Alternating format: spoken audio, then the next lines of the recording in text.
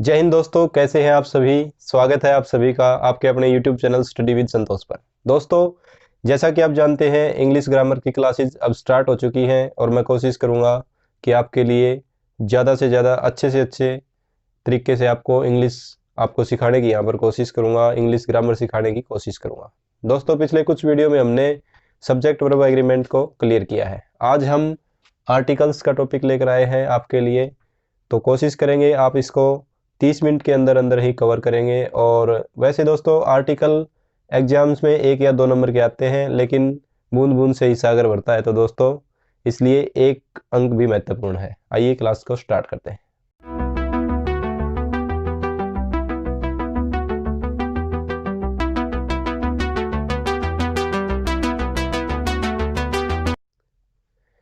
Articles होते क्या हैं दोस्तों, ये आपको समझाएंगे। समझाने से पहले मैं एक एग्जाम्पल लिख देता हूं ताकि इसको आपको जो डेफिनेशन है वो ज़्यादा क्लियर हो जाए। I have bought a coat and an umbrella। ठीक है, कह रहा है कि मैंने एक अम्ब्रेला और एक कोट को खरीदा है। देखो, ये एक एग्जाम्पल है। दूसरा एग्जाम्पल और लेते हैं। The dogs are barking in the lane. ठीक है दोस्तों, ये 2 एग्जाम्पल दिए मैंने आपको ताकि मैं आपको आर्टिकल की डेफिनेशन यहाँ पर क्लियर कर सकूँ।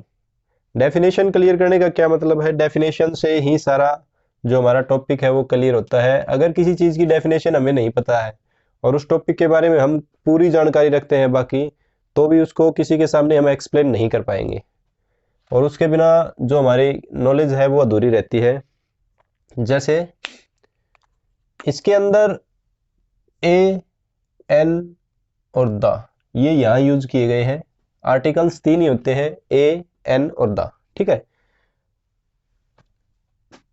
तो ये आर्टिकल्स यहां पर क्यों यूज किए गए हैं, सबसे बड़ी बात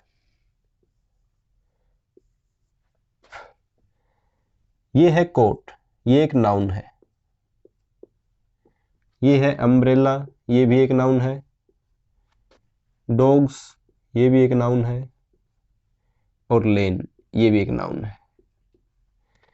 तो मेरे कहने का मतलब ये है, आपको समझाने का मतलब ये है कि आर्टिकल्स जो है हमेशा नाउन से पहले आते हैं। अगर कहीं आर्टिकल आ रहा है, इसका मतलब आर्टिकल के बाद नाउन मिलेगा। ये बात कन्फर्म है। कहने का मतलब ये है कि ये नाउन के बारे में एक्स्ट्रा इंफॉर्मेशन देते हैं। एक्स्ट्रा इंफॉर्मेशन यानी एक्स्ट्रा जानकारी देते हैं उसके बारे में। क्या क्या जानकारी दे सकते हैं कि वो एक है या द का मतलब होता है डेफिनेट है। ठीक है, अब ये 2 एग्जांपल से के बाद चलते हैं इसकी तरफ, नाउन की तरफ। नाउन का क्या रोल है और किस नाउन के साथ क्या आएगा, ये जानकारी देने के लिए हमें एक छोटा सा चार्ट बनाना पड़ेगा। बनाते हैं, आइए दोस्तों, एक चार्ट।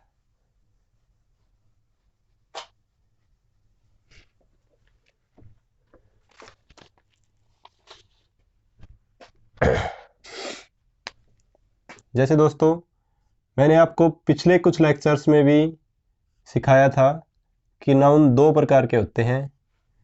एक तो होता है काउंटेबल नाउन और दूसरा होता है अनकाउंटेबल नाउन। अगर आपने वो वीडियो नहीं देखी है तो आप देख लीजिए, सब्जेक्ट वर्ब एग्रीमेंट की काफ़ी अच्छी वीडियो है।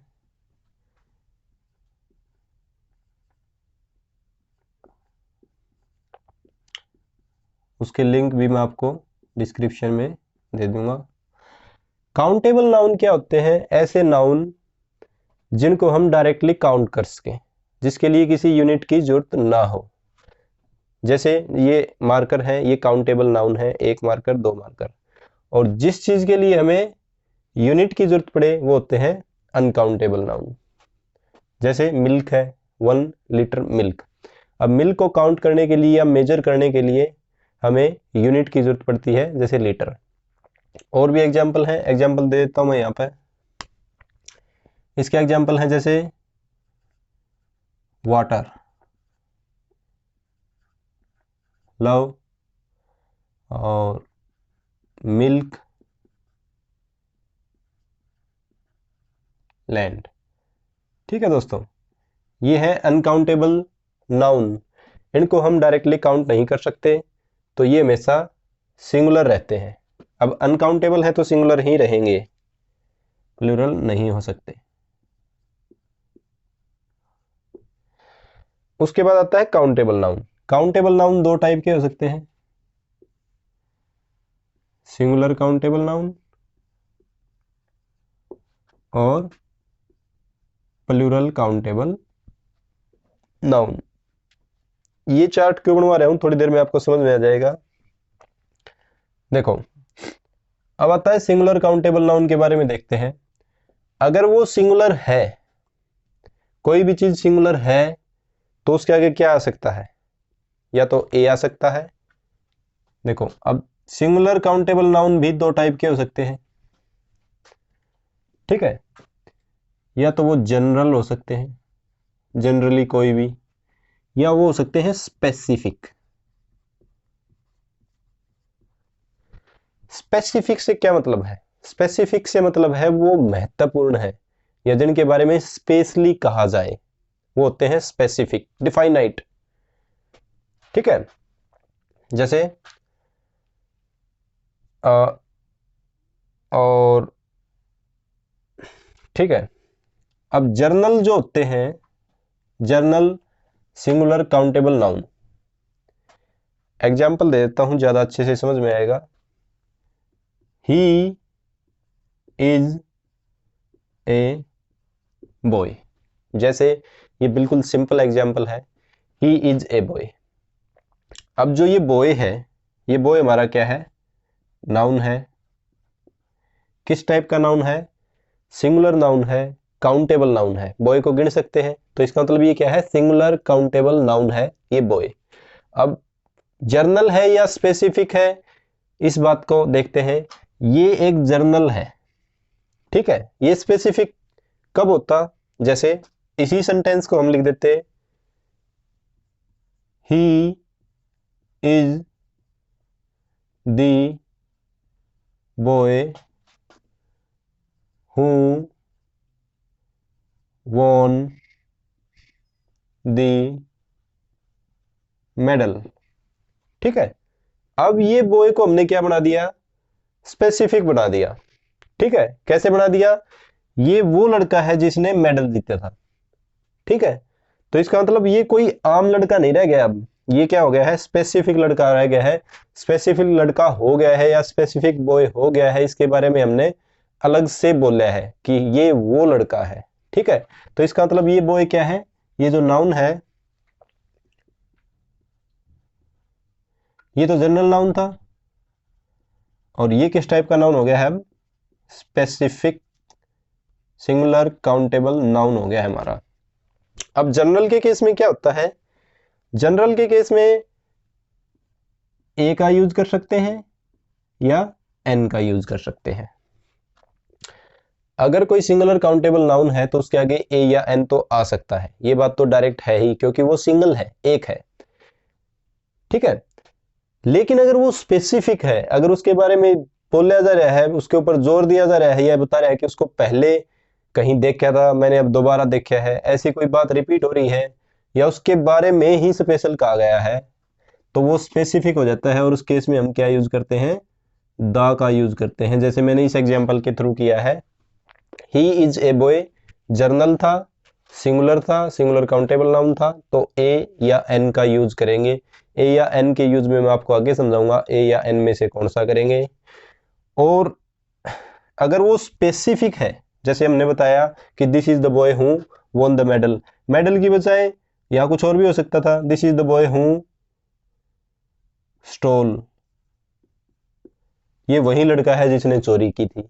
मतलब है ये बात कि उस लड़के के बारे में स्पेसिफिकली सेंटेंस के थ्रू बताया गया है या इस लड़के के बारे में हमें पहले से नॉलेज है, तो वो क्या हो जाएगा, स्पेसिफिक हो जाएगा, और उस केस में हम क्या यूज करेंगे, द का यूज करेंगे। ठीक है, ये है पहली बात। अब आते हैं प्लूरल काउंटेबल नाउन की तरफ। प्लूरल काउंटेबल नाउन के केस में ए या एन का यूज कर ही नहीं सकते। अगर मान लिया बॉयज लिखा है कहीं, तो उसके आगे ए या एन का यूज बिल्कुल कर ही नहीं सकते, क्योंकि वो है ही प्लूरल, तो उसको एक तो कह ही नहीं सकते। ठीक है, तो इस केस में क्या होगा, अगर अगर प्लूरल काउंटेबल नाउन स्पेसिफिक है, स्पेसिफिक है, अगर वो प्लूरल है तो भी उसको महत्वपूर्ण होना चाहिए, तभी उसके आगे क्या लगाएंगे, द का यूज करेंगे, नहीं तो द का यूज नहीं करेंगे। उसी एग्जांपल को देख लो, they are boys, they are those boys who were playing in the ground. ठीक है, देखो लिख ही देता हूं मैं, ज्यादा क्लियर हो जाएगा। दे आर बॉयज, एक प्लूरल काउंटेबल नाउन लिया हमने, ठीक है, और वो किस टाइप का लिया, जर्नल ले लिया। जर्नल ले लिया तो उसके आगे कुछ नहीं लगेगा, क्योंकि वो स्पेसिफिक तो है ही नहीं। अगर इसी को स्पेसिफिक बना दें बॉयज को, कैसे, they are the boys who were playing. ठीक है, ये वो लड़के हैं जो खेल रहे थे। अब इन लड़कों के बारे में उनको पहले से पता है, वो स्पेसिफिक है वो लड़के, तो इसलिए द का यूज किया गया है। प्लूरल काउंटेबल नाउन केस में अगर जो नाउन है हमारा, जो प्लूरल काउंटेबल नाउन है, अगर वो स्पेसिफिक है तो हम क्या करेंगे, द का यूज करेंगे। ठीक है, अब आते हैं अनकाउंटेबल नाउन की तरफ। देखो, अनकाउंटेबल नाउन क्या होते हैं, नेचर में हमेशा क्या होते हैं, सिंगुलर होते हैं, तो उनके आगे ए या एन लगाने की जरूरत है ही नहीं, क्योंकि वो क्या है, पहले से ही सिंगुलर है। देखो कैसे, जैसे मैं लिखता हूं फॉर एग्जांपल, ए मिल्क, क्या ये सही है, आपने ऐसा कहीं देखा है, ए मिल्क एक दूध, ऐसा नहीं है। ए जैसे वाटर। ठीक है, तो इसका मतलब अनकाउंटेबल नाउन के केस में ए या एन का यूज नहीं किया जाएगा, सिर्फ अगर वो स्पेसिफिक है। फिर से वही बात है, स्पेसिफिक है तो उस केस में हम द का यूज कर सकते हैं। ठीक है, उस केस में हम द का यूज कर सकते हैं। तो कहने का मतलब ये है, नाउन चाहे किसी भी टाइप का हो, चाहे वो सिंगुलर काउंटेबल नाउन हो या अनकाउंटेबल नाउन हो, अगर वो स्पेसिफिक है तो उसके आगे द का यूज करेंगे। सिर्फ एक केस में, अगर वो जनरल सिंगुलर काउंटेबल नाउन है, जनरल सिंगुलर काउंटेबल नाउन है, तो ही ए या एन का प्रयोग करेंगे, नहीं तो स्पेसिफिक के केस में द का ही यूज होगा, बाकी कहीं ए या एन का यूज नहीं होगा। अब ए का यूज कहां होगा और एन का यूज कहां होगा, इस चीज को हमने देखना है। दोस्तों अब आप चाहो तो इसका स्क्रीनशॉट भी ले सकते हैं, आप इसको पॉज करके। ठीक है, अब ए या एन में डिफरेंस बता देते हैं आपको, ए कहाँ यूज होगा और एन कहाँ यूज होगा। अब चलते हैं ए और एन के यूज की तरफ। ए कहां पर यूज होगा और एन कहां पर यूज होगा। तो सबसे पहली जो बात हमने सीखी है कि आर्टिकल्स हैं वो हमेशा नाउन से पहले आते हैं। ठीक है, अच्छा आर्टिकल्स कितने टाइप के होते हैं, आर्टिकल्स होते हैं दो टाइप के, इनडिफाइनाइट आर्टिकल और डिफाइनाइट आर्टिकल, और इनके नाम में ही इनका मतलब छिपा है। इनडिफाइनाइट का मतलब क्या होता है, अनिश्चित। ठीक है, मैं लिख देता हूं हिंदी में, आप भी लिख लेना। और डिफाइनाइट का मतलब होता है निश्चित। या स्पेसिफिक भी कह सकते हो, मैंने आपको स्पेसिफिक किया था पीछे जब टेबल किया था उसमें। अब अनिश्चित का मतलब होता है कि कोई भी अनिश्चित है, तो इसका मतलब उसके लिए ए या एन का यूज कर सकते हैं। अगर उसके बारे में हमें पहले से पता है या वो इंपॉर्टेंट है तो वो क्या हो जाएगा, डिफाइनाइट है, और उसके आगे हम क्या करते हैं, द का यूज करते हैं जनरली। ठीक है, अब ए या एन का यूज किया जाता है सिंगुलर काउंटेबल नाउन, और वो भी जनरल में। ठीक है, ए का यूज कहाँ किया जाता है और एन का यूज कहाँ किया जाता है ये देखेंगे। अगर जो हमारा नाउन है, ठीक है, अगर उसकी साउंड, जो नाउन है उसकी साउंड है कॉन्सोनेंट से हो, कॉन्सोनेंट से शुरू हो, तो हम ए का यूज करेंगे। अगर जो हमारा नाउन है उसकी साउंड कॉन्सोनेंट से शुरू हो तो ए का यूज करेंगे, और साउंड, नाउन की साउंड अगर वोवल हो, वोवल से शुरू हो, तो हम एन का यूज करेंगे। जैसे जैसे एग्जांपल लेते हैं, होटल। ठीक है, अब होटल को हिंदी में कैसे लिखेंगे,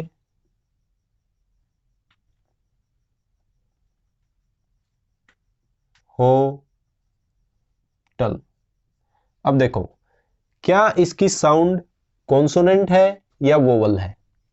अब कॉन्सोनेंट, सबसे पहले वोवल क्या होते हैं, वोवल होते हैं ए, ई, आई, ओ, यू। ये जो इंग्लिश के 5 अक्षर हैं ये क्या होते हैं, वोवल होते हैं। और जो बाकी होते हैं B, C, D, F up to Z, ये क्या होते हैं, कॉन्सोनेंट होते हैं। अगर इनकी साउंड आ रही है तो उसके साथ ए यूज करेंगे, और अगर इनकी साउंड अगर आ रही है, नाउन की साउंड, तो हम एन यूज करेंगे। अब होटल में है की साउंड आ रही है यानी एच की साउंड आ रही है, तो इसका मतलब एच क्या है, कॉन्सोनेंट है, तो हम क्या यूज करेंगे, ए, होटल। उसी प्रकार से जैसे ऑनेस्टी, ऑनेस्टी। ठीक है, अब ऑनेस्टी को कैसे प्रोनाउंस किया जाता है, ओ नेस्टी। ठीक है, अब देखो इसमें किस चीज की साउंड आ रही है, ओ की साउंड आ रही है, ओ की साउंड आ रही है, तो इसका मतलब क्या यूज करेंगे, इसके आगे एन, एन का यूज करेंगे। या आवर, जैसे दूसरा एग्जांपल लेते हैं,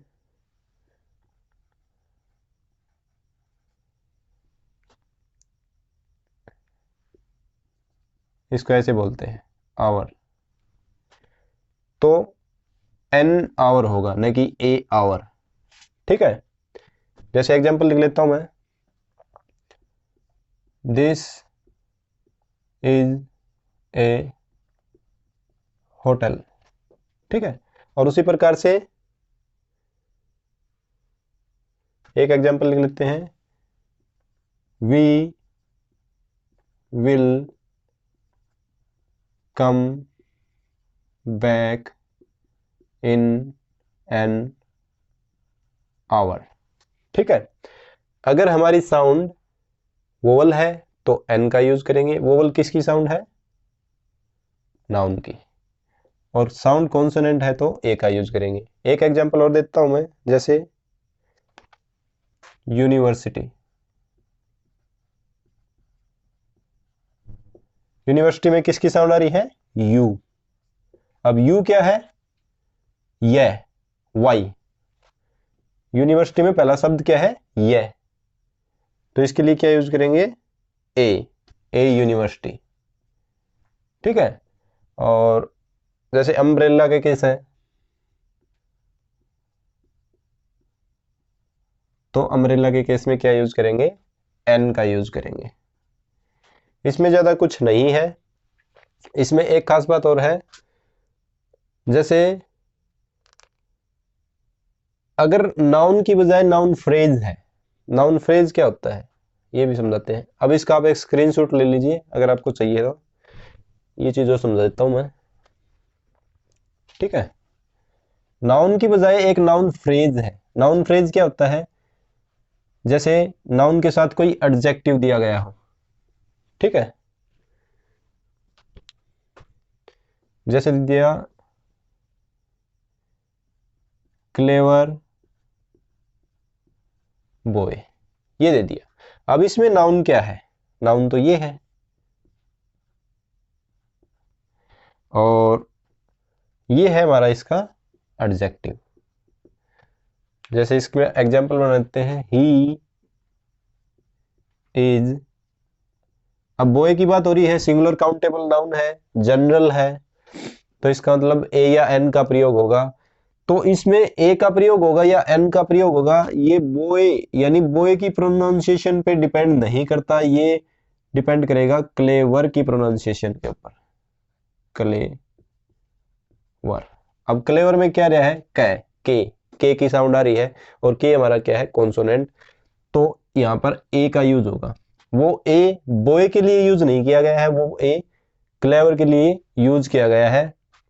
तो नाउन फ्रेज के केस में जो एडजेक्टिव नाउन से पहले आ रहा है उसके हिसाब से ए या एन का यूज करेंगे। ये था हमारा ए और एन के बीच में डिफरेंस। अब करते हैं दा का यूज कहाँ करते हैं हम और कहाँ पे नहीं करते हैं। दोस्तों अब हम चलते हैं डिफाइनाइट आर्टिकल की तरफ। इनडिफाइनाइट आर्टिकल ए और एन के बारे में मैंने आपको पहले ही बता दिया है, ए का यूज कहाँ करेंगे और एन का यूज कहाँ करेंगे। अब आते हैं डिफाइनाइट आर्टिकल की तरफ। डिफाइनाइट आर्टिकल में भी क्वेश्चन बन जाते हैं। डिफाइनाइट आर्टिकल का मतलब होता है निश्चित, जो पहले से निश्चित हो, पता हो उसके बारे में, उसके आगे हम दा लगाएंगे। अब दा के भी लिए भी रूल है, जो दा है या इसको दी भी बोलते हैं, कहाँ पे यूज करेंगे और कहाँ पर इसको यूज नहीं करेंगे, सिर्फ इतने में ही आपको समझ में आ जाएगा। अगर आपने इस कॉन्सेप्ट को समझ लिया तो आप आसानी से समझ जाओगे कि आपको कहाँ यूज करना है और कहाँ नहीं करना है। तो आप आसानी से याद रख सको इसलिए मैंने अलग से एक टेबल बना दी है इसके लिए। तो आप सबसे पहले समझेंगे कि हम इसको कहाँ पर यूज कर सकते हैं। तो पहली बात है माउंटेन रेंजेस। माउंटेन की रेंजेस के आगे हम हमेशा दा लगाते हैं। जैसे जैसे पर्वत श्रेणियों की बात करें हमें, जैसे हिमालय पर्वत श्रेणी, द हिमालयाज, तो हिमालय के आगे दा लगाएंगे, ठीक है। द अल्पास, हिमालय का तो सभी को पता होगा अपने भारत में है, और अल्पास यूरोप की पर्वत श्रेणी है। आप भी एक दो पर्वत श्रेणी ढूंढ के और उसके आगे दा लगाना और देखना क्या उसके आगे दा है। इंटरनेट पर भी आप चेक कर सकते हैं, इससे आपकी नॉलेज में इजाफा होगा। इसके बाद आइलैंड, ग्रुप ऑफ आइलैंड, ठीक है। अकेले आइलैंड के आगे दा नहीं लगेगा, लेकिन अगर वो ग्रुप ऑफ आइलैंड है, जैसे अपने भारत के आइलैंड है अंडमान आइलैंड, अंडमान निकोबार, पता है आपको कहाँ पर है, वो बंगाल की खाड़ी में स्थित है। और बंगाल की खाड़ी को बंगाल की खाड़ी क्यों कहा जाता है ये भी आप सर्च करके देखना, क्योंकि वो तीन तरफ से भारत से घिरी हुई है, इसलिए वो खाड़ी कही जाती है। तो बंगाल की खाड़ी में अंडमान आइलैंड स्थित है, और वो इसलिए ग्रुप ऑफ आइलैंड है, इसलिए उसके आगे दा लगाया गया है। वर्ल्ड में कहाँ कहाँ आइलैंड है और कहाँ उनके ग्रुप है, उनके आगे कहाँ दा लगता है, ये भी आप चेक करना। इसके बाद पहली बात होगी कि माउंटेन की रेंजेस के आगे दा लगता है और ग्रुप ऑफ आइलैंड के आगे दा लगता है। लेकिन इसमें एक एक्सेप्शन भी है। एक्सेप्शन क्या है, इसकी साथ ही समझ लो आप। जैसे पीक की बात करते हैं, एवरेस्ट, एवरेस्ट क्या है, संसार का सबसे ऊंचा शिखर है, highest peak of the world, लेकिन इसके आगे दा नहीं लगता। एवरेस्ट के आगे दा नहीं लगता, किसी भी चोटी के ऊपर किसी की चोटी के नाम के आगे दा नहीं लगेगा। हाँ, पर्वत श्रेणियों के आगे लगेगा, ग्रुप ऑफ आइलैंड के, अकेले आइलैंड के आगे नहीं लगेगा। तो ये बात आपको याद रखनी है, पीक के साथ कभी भी दा नहीं लगेगा। इसके बाद कहाँ लगेगा, नंबर दूसरा, ओशियन, सी, रिवर और डेजर्ट। ओशियन का मतलब सागर, महासागर, महासागर। ओशियन का मतलब महासागर, सागर, नदियां, और मरुस्थल के आगे हमेशा दा लगता है। जैसे एग्जाम्पल देख लीजिए, इंडियन ओशियन, भारतीय महासागर, डेड सी, मर्द सागर, द इंडियन ओशियन आएगा, द डेड सी आएगा, द गोदावरी, ठीक है। जैसे द गंगा, यमुना, सरस्वती, झेलम, इन सभी नदियों के आगे क्या लगेगा? दा लगेगा। द सहारा, सहारा क्या है? डेजर्ट है। द थार, थार भी एक डेजर्ट है। तो आपको याद रखना है कि कोई भी ओशियन हो, सी हो, रिवर हो या डेजर्ट हो, उनके आगे हमेशा दा लगेगा, ठीक है। इसके बाद चलते हैं न्यूज़पेपर्स की तरफ। तो दोस्तों, न्यूज़पेपर्स काफ़ी इंपॉर्टेंट रोल प्ले करते हैं आपकी नॉलेज को बढ़ाने में। आप जरूर पढ़ें उनको डेली। आपको इंग्लिश की जानकारी के साथ साथ आपकी जो जर्नल नॉलेज है उसमें भी काफ़ी ज़्यादा बढ़ोतरी होगी अगर आप डेली न्यूज़पेपर पढ़ते हैं। और न्यूज़पेपर के सबसे ऊपर लिखा होता है न्यूज़पेपर का नाम, उसको भी ध्यान से देखना। किसी भी न्यूज़पेपर के आगे द लिखा मिलेगा, द हिंदू, अकेला हिंदू कहीं नहीं मिलेगा, द टाइम्स ऑफ इंडिया, ठीक है। एक दो न्यूज़पेपर के नाम सर्च करके आप कमेंट में जरूर बताना हमें। इसके बाद होली बुक्स की बात करते हैं। होली बुक्स में जैसे कोई भी होली बुक हो, पवित्र ग्रंथ है या किताब है पुरानी, उसके आगे हमेशा क्या लगेगा? दा लगेगा। जैसे the Gita, the holy Gita, the holy Bible, the holy Ramayan, the holy Mahabharat, ठीक है। टू डिनोट होल क्लास, अगर किसी एक से हम पूरी क्लास को डिनोट कर रहे हैं, अगर किसी एक प्राणी से हम पूरी क्लास को डिनोट कर रहे हैं तो उसके आगे क्या लगेगा? दा लगेगा, ठीक है। एग्जाम्पल दिखा देते हैं आपको। The peacock has beautiful plums, ठीक है। जो पिकॉक है उसके सुंदर पंख होते हैं। तो ये जो पिकॉक है, ये जो मोर है, ये सभी पिकॉक्स को डिनोट कर रहा है। ये अकेले पिकॉक की बात नहीं कर रहे हैं किसी की, लेकिन ये सभी क्लास के लिए एक पिकॉक बताएगा कि सभी पंख, मोरों के पंख क्या होते हैं? सुंदर होते हैं। उन सभी मोरों को कौन डिनोट कर रहा है? ये पिकॉक डिनोट कर रहा है। तो ये पिकॉक क्या हो गया? स्पेसिफिक हो गया। इसके साथ दा का यूज करेंगे। जैसे the dog is a loyal animal, ठीक है। लेकिन इसमें भी एक एक्सेप्शन है, ठीक है। जैसे मैन इज मॉर्टल, आदमी क्या है? नश्वर है, मतलब जिसने जन्म लिया है उसकी मृत्यु तय है। कहां चले गए? मैन इज मॉर्टल, तो मैन के आगे या वुमेन के आगे द नहीं लगेगा। ये सिर्फ आपको याद रखना है, द मैन और द वुमेन कहीं नहीं मिलेगा। बाकी देखो, मैन भी तो मैन की क्लास को दिखा रहे हैं, वो सभी आदमियों के या सभी प्राणियों के बारे में कह रहा है कि वो क्या है? मॉर्टल है। लेकिन मैन के आगे द नहीं लगेगा, कभी नहीं लगेगा, ना वुमेन के आगे लगेगा। ये इसमें एक एक्सेप्शन है। वैसे होल क्लास को डिनोट करने के लिए हम क्या करते हैं? दा का यूज करते हैं। तो ये भी आपको याद रखना है कि इसके आगे दा नहीं लगेगा, ठीक है। ये इसी में लिख दिया मैंने। उसके बाद है एडजेक्टिव। एडजेक्टिव अगर सुपरलेटिव डिग्री के हैं तो उसके साथ दा लगेगा। एडजेक्टिव के लिए आपको एक अलग से पूरी क्लास लेंगे, उसमें 3-4 वीडियो बन सकते हैं, लेकिन अभी के लिए मैं आपको बता देता हूं एडजेक्टिव क्या होते हैं। एडजेक्टिव होते हैं विशेषण, हिंदी में इनको बोलते हैं विशेषण।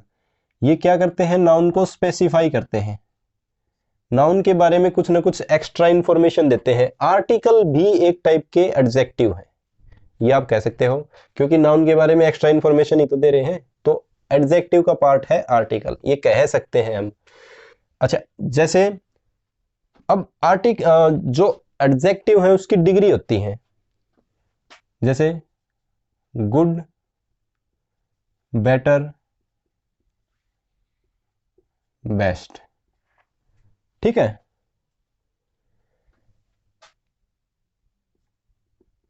मोर, मोस्ट, ऐसे।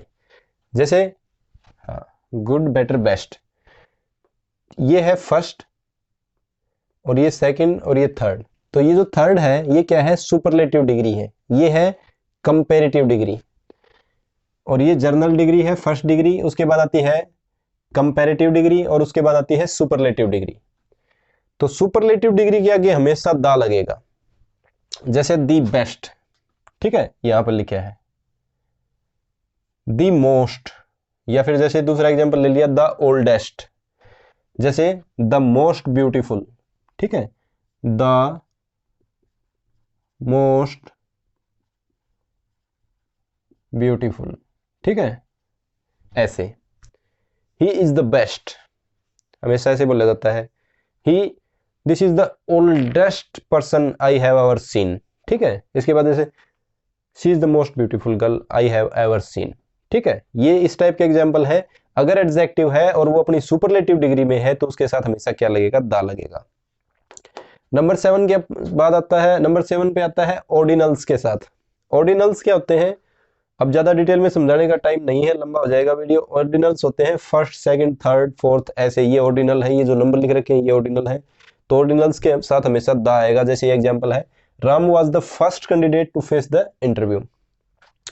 तो दो जगह पर यहाँ पर द का यूज किया गया है। तो फर्स्ट क्या है, एक ऑर्डिनल है, ऑर्डिनल को बता दिया मैंने आपको क्या होते हैं। तो उसके साथ हमेशा ऑर्डिनल्स के साथ हमेशा द आएगा। और इंटरव्यू के साथ क्यों द आया है, क्योंकि इंटरव्यू के बारे में जो स्पीकर है उसको पहले से ही पता है कि राम किस इंटरव्यू के लिए देने के लिए गया था। तो इसका मतलब इंटरव्यू क्या है, इंटरव्यू स्पेसिफिक है, उसके बारे में यूजर को पहले से पता है। ये बात मायने रखती है कि यूजर को पता है या यूजर को नहीं पता है। अगर यूजर को पता है तो द का यूज करेंगे, नहीं पता है तो ए का यूज करेंगे। तो यूजर को पता है कि राम इंटरव्यू देने के लिए गया था, तो उसको ये भी पता होगा कि कौन सा इंटरव्यू था, इसलिए द का यूज कर दिया गया है, ठीक है। इसके बाद आता है कहां पर यूज नहीं करेंगे। तो पहला तो था कि माउंटेन रेंजेस के साथ करेंगे, लेकिन पीक के साथ नहीं करेंगे। दूसरा ये है कंट्रीज के साथ द का यूज नहीं होता। ये तो था द का यूज कहाँ होता है। अब आता है द का यूज कहाँ नहीं होता। देश के नामों के साथ द नहीं लगता। India, Pakistan, Nepal, Bhutan, China, America, ठीक है, इनके साथ द नहीं लगता।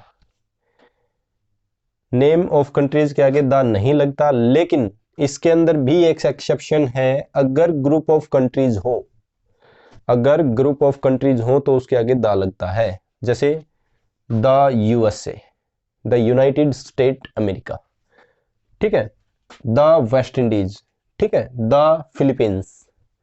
अब ये क्या है, ग्रुप ऑफ कंट्रीज है। जैसे छोटे छोटे देश या छोटे छोटे स्टेटों ने मिलकर क्या बनाया है, एक पूरे देश को बनाया है, इसलिए इनके आगे हमेशा द का यूज होता है। जैसे इंडिया में है, उसके बिल्कुल अपोजिट यूएसए में है, वहां पर स्टेटों ने मिलकर एक पूरे देश का निर्माण किया था। वेस्ट इंडीज भी देशों का समूह है और फिलीपींस भी इसी प्रकार से देशों का समूह है। ये सब मिलकर एक ग्रुप ऑफ कंट्रीज मिलकर एक पूरा देश बनाते हैं, तो इसके आगे द लगता है।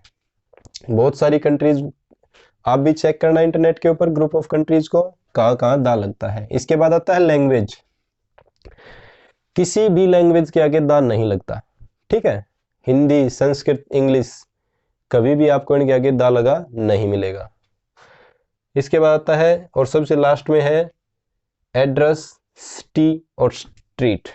अगर हम कोई एड्रेस लिख रहे हैं या किसी सिटी का नाम लिख रहे हैं या कोई स्ट्रीट का नाम लिख रहे हैं तो उसके आगे कभी भी द नहीं लगता। The Haryana, the Bhiwani, the Panchkula, ऐसे कभी नहीं मिलेगा।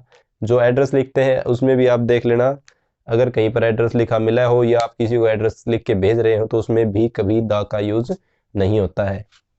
तो ये द का यूज कहाँ होता है और ये द का यूज कहाँ नहीं होता है, ये मैंने आपको समझाया है। अगर आपने इतना भी समझ लिया अच्छे से, तो अगर 10 नंबर का पेपर भी आपको दिया जाएगा तो उसमें से 8 से 9 मार्क्स आप इजीली स्कोर कर लोगे। तो दोस्तों, इसी के साथ आज का ये वीडियो हमारा यहीं पर समाप्त होता है। और आपसे एक रिक्वेस्ट है कि आप ज़्यादा से ज़्यादा कमेंट करके हमें बताएं कि हम इसमें क्या क्या सुधार कर सकते हैं और क्या क्या और आपके लिए लेकर आ सकते हैं। अगर आप रिक्वेस्ट करोगे तो हम इससे रिलेटेड और भी वीडियो लेकर आएंगे और एक एग्जाम्पल्स के लिए अलग से वीडियो लेकर आएंगे। तब तक के लिए दोस्तों, ज़्यादा से ज़्यादा अपने दोस्तों में इसको शेयर कीजिए। जय हिंद, नमस्कार। मुस्कुराइए आप कैमरे के सामने।